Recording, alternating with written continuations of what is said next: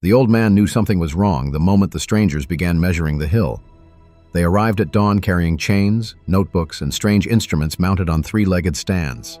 The children followed them first, laughing and curious, until the elders shouted for them to keep back. By midday, the whole ridge was watching. The old man stood beneath the mugumo tree where his father had once settled a boundary dispute between two families. He knew every line of that land without ever needing a map. The stream that bent near the fig grove, the stone where goats rubbed themselves in dry season. The patch left fallow this year so the soil could breathe again.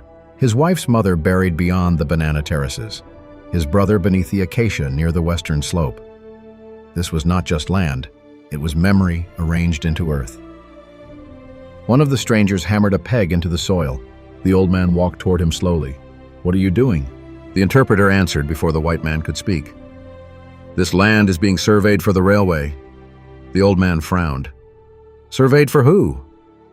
The interpreter hesitated. "For the government." The old man looked around at the hills, confused. Government?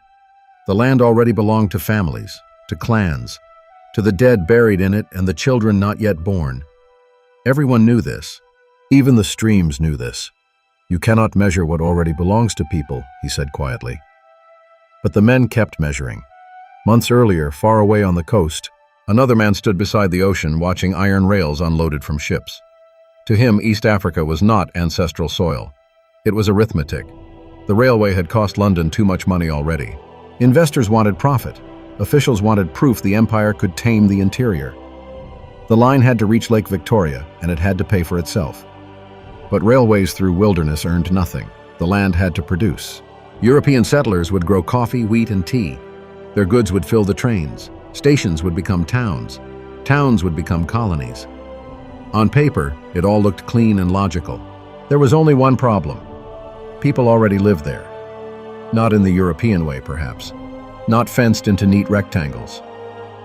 The Maasai moved with rain and cattle across vast grazing routes remembered by generations. Kikuyu families rotated fields and left land resting between harvests. Sacred forests remained untouched because they were sacred, not because they were unused. But to colonial eyes, resting land looked abandoned. Movement looked like wandering. Communal ownership looked like absence. And absence was useful. Because if land belonged to no one, then the crown could claim it. By 1897, the railway had begun pushing inland like a steel spear through the country. Wherever the surveyors passed, it followed.